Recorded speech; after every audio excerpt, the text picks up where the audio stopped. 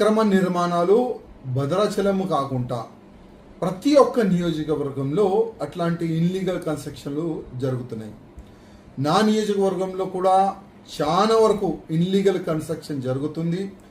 Local వాళ్ళు complaint ఇస్తున్నారు, మా కార్పొరేటర్ కంప్లైంట్ ఇస్తున్నారు, నేను రైటింగ్ అని కూడా కంప్లైంట్ ఇచ్చిన. చాలా వరకు బిల్డర్లు తక్కువ రేట్లో ల్యాండ్ తీసుకొని ఒక G+2, G+3, G+4 పర్మిషన్ తీసుకొని టోటల్గా డీవియేషన్ చేసుకుంటా 5 ఫ్లోరు 10 ఫ్లోర్లు కన్స్ట్రక్షన్ చేసి మొత్తం ఫ్లాట్లు అమ్ముతున్నారు, షాపులు అమ్ముతున్నారు.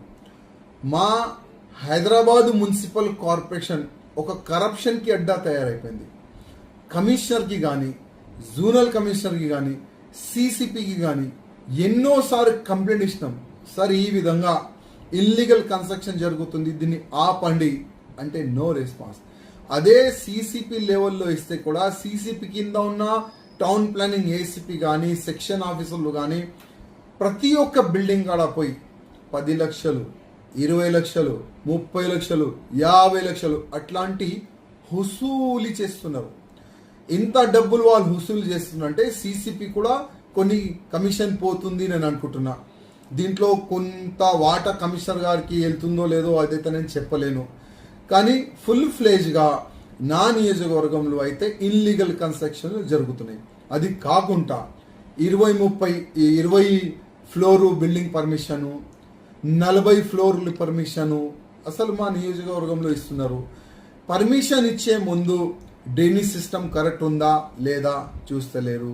పర్మిషన్ ఇచ్చిన తర్వాత మస్తు డబ్బులు తిని పర్మిషన్ ఇచ్చిన తర్వాత అక్కడ లోకల్ వాళ్ళకి ఏదైనా ఇబ్బంది ఉందా లేదా అది కూడా చూస్తలేరు. కానీ ఫైల్ పాస్ చేయడానికి కోట్ల రూపాయలు మున్సిపల్ కార్పొరేషన్ వాళ్ళు తీసుకుంటున్నారు.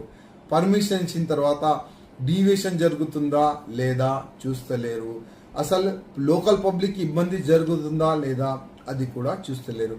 నేను ప్రత్యేకంగా మా మున్సిపల్ మినిస్టర్ గారికి, ముఖ్యమంత్రి గారికి రిక్వెస్ట్ చేస్తున్నా, ఇట్లాంటి కరప్టెడ్ CCP కరప్టెడ్ ఉన్నాడా లేక ఈ మున్సిపల్ టౌన్ ప్లానింగ్ ACP కానీ, ఈ సెక్షన్ ఆఫీసర్లు ఇంకా చాలా మంది ఆఫీసర్లు వాళ్ళు కరప్టెడ్ ఉన్నారా, దానికి ప్రత్యేకంగా ఎంక్వైరీ చేసి ఇట్లాంటి ఆఫీసర్ని సస్పెండ్ చేయకూడదు.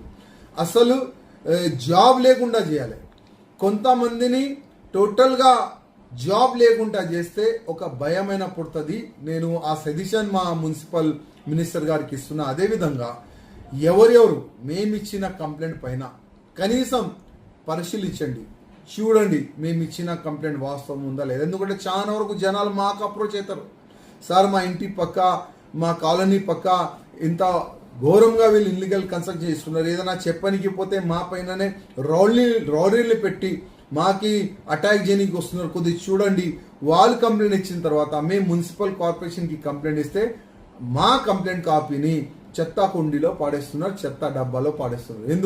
ఎందుకంటే చాలా పెద్ద వీళ్ళకి కరప్షన్ వీళ్ళు చేస్తున్నారు కదా, పెద్ద అమౌంట్ వీళ్ళకి వస్తుంది కదా. దానివల్లనే మున్సిపల్ అధికారులు ఇల్లీగల్ కన్స్ట్రక్షన్ పైన ఏమీ కూడా యాక్షన్ తీసుకోవట్లేదు.